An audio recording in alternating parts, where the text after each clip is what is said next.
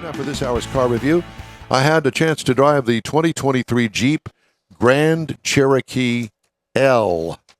Now, it comes in these trim levels: the Laredo, Altitude, Limited, Overland, Summit, and Summit Reserve. I had the Summit Reserve 4x4. This is called a standard SUV, 3 rows of seating.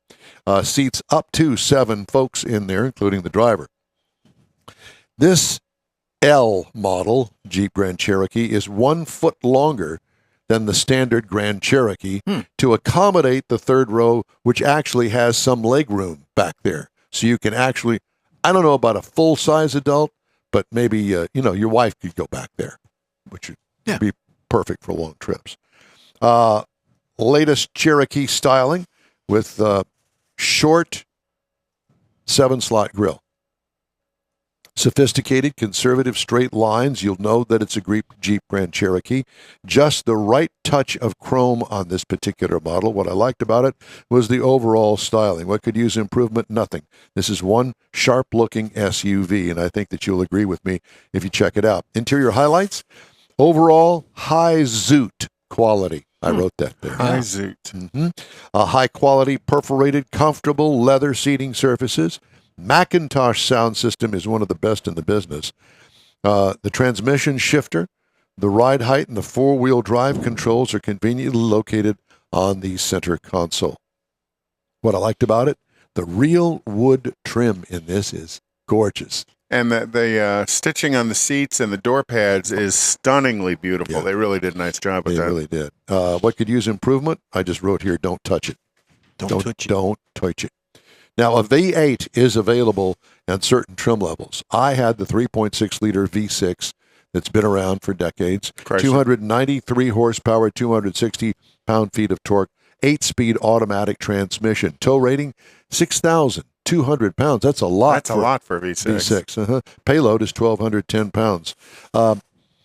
Miles per gallon. City 18, highway 25 for a combined 21 miles per gallon. I got 18.9 miles per gallon over 444.9 miles. That's pretty good for that size vehicle. It's big. Yeah. What I liked about it, the okay gas mileage. What could use improvement? Sometimes the transmission kind of over or under reacts to input from the gas pedal. There's a little disconnect, busyness. but you understand that I'm a 2-foot driver, even with an automatic Which transmission. confuses them. Yes, it does, because I'm too fast. Right. And so, It sees the brake input and the gas input. Well, I don't ride the brake, but as soon as I let off the brake, I got my foot in the accelerator, and sometimes it just doesn't get that. But whatever. Ride and handling. What I liked about it, that air suspension is the bomb. Oh, gosh, it rides so good. What could use improvement? Nothing on that, that's for sure.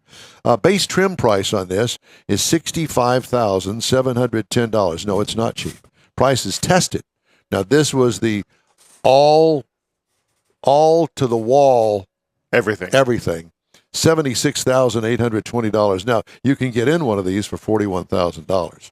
Nah, Well, you typically don't drive strippers. No, I don't. You usually drive the high zoot model. Yeah. So, as far as competitors, well, there's lots. Tahoe, the Chevy Tahoe, $56,095 where it starts. The Kia Telluride is $35,890, and the VW Atlas is $34,600. And again, the base model on this is $41,000. Really liked it. Really is a nice vehicle. It's good looking. It is. The Jeep Grand Cherokee L Summit Reserve 4x4. Boy. As with all are trail rated. Oh, yes, of course. It is really nice. Of course. Of course it is. Of course. It's a horse, of course. All right. Thank you, Mr. Ed.